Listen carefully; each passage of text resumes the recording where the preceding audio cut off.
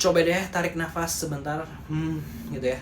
Kamu pernah nggak sih gitu ya ngerasain sakit hati yang levelnya udah di atas rata-rata, kayak udah totalitas berkorban tapi malah dibuang?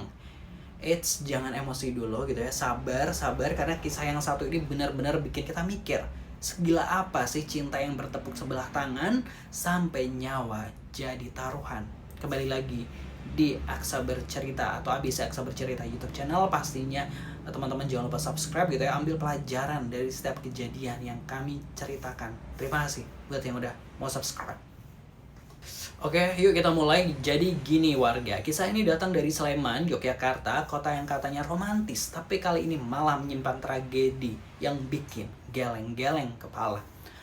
Tokoh kita namanya Pak Lukas, 54 tahun, warga Ngemplak gitu ya, Sleman. Nah, si bapak ini kesempara sama seorang ibu muda gitu yang kita panggil aja Mbak Rita, 38 tahun. Ibu satu anak yang konon katanya bikin kelepak-kelepek. Bayangin ya, mereka ini baru pacaran 3-4 bulanan gitu ya, baru seumur jagung gitu ya, tapi coba lihat totalitas dari Pak Lukas ini. Dia nggak cuma ngasih cinta yang ugal-ugalan, tapi juga nafkah harian gitu. Nggak main-main, konon katanya 5 juta rupiah per bulan ini diberikan atau dikasih ke Mbak Rita gitu ya. Wih, lumayan toh ya. Coba deh gitu ya, warga bayangin gitu ya, yang di rumah gitu 5 juta di Jogja itu gede banget loh gitu ya. Apalagi kabarnya Pak Lukas ini kerjanya emang masih serabutan gitu, tapi juga dibilang bahwa dia ini wira swasta gitulah gitu ya. Artinya dia ya banting tulang nih, warga demi Mbak Rita ini. Apa coba harapannya kepada Mbak Rita? Ya jelas lah, naik ke pelaminan. Siapa sih nggak pengen sama yang udah royal gitu ya dan tanggung jawab kayak gini. Tapi ini plot twist, semua pengorbanan, cinta, dan uang jutaan itu kandas di tengah jalan. Semua itu belum bisa menaklukkan hati Mbak Rita rupanya. Mbak Rita ini nolak mentah-mentah ajakan serius dari Pak Lukas. Waduh, jelaslah Pak Lukas ini sakit hati tak terkira. Selama ini uangnya gitu diterima dengan senang hati, uangnya Pak Lukas, tapi pasti ditanya serius kok enggak gitu ya. Malah dikasih penolakan. Mending nggak usah diterima kali ya dari awal gitu ya. Nah, puncak dramanya ini terjadi saat Pak Lukas datangi kontrakan Mbak Rita.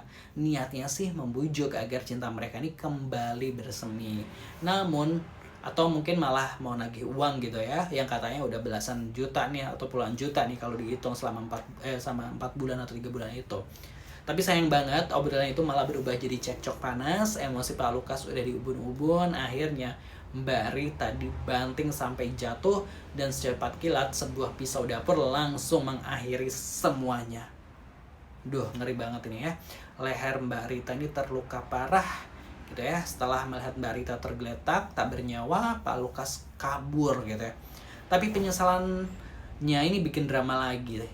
Pak Lukas gitu ya, dia lari ke makam orang tuanya di Magelang, di Secang Magelang, dan kayak di film-film dia menyesal di sana, lalu dia mencoba bunuh diri dengan minum racun serangga di depan makam orang tuanya. Astaga. Beruntung polisi bergerak cepat, yang sudah mulai mengejar Pak Lukas ini. Akhirnya Pak Lukas berhasil diamankan, bahkan sempat diselamatkan dengan diminumi air kelapa muda sebelum kemudian dibawa ke rumah sakit. Good job Pak Polisi. Terakhir nih, jasad Mbak Rita itu ditemukan siapa coba? Ternyata asisten rumah tangganya yang curiga karena rumah masih tertutup. Padahal biasanya jam 7 pagi ini udah buka gitu ya. Dan benar saja begitu masuk, ceceran darah dan Mbak Rita ini ditemukan sudah meninggal di kamarnya gitu. Ceceran darah ini di dapur dan sebagainya gitu.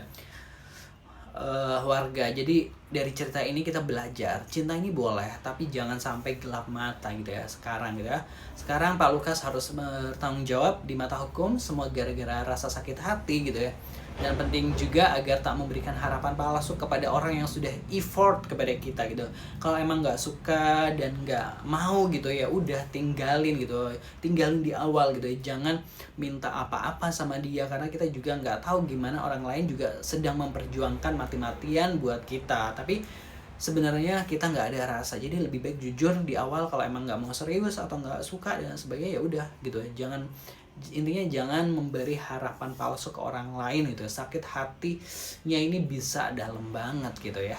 Dan buat warga yang ingin membagikan ceritanya yang bisa diambil pelajaran baik asmara atau lainnya, boleh kirimkan ceritanya ke email kotak email.abc@gmail.com, boleh dalam bentuk tulisan atau audio maupun teks gitu. Tulisan, teks atau audio sama aja gitu ya. Pastinya jangan lupa subscribe. Terima kasih. Wassalamualaikum.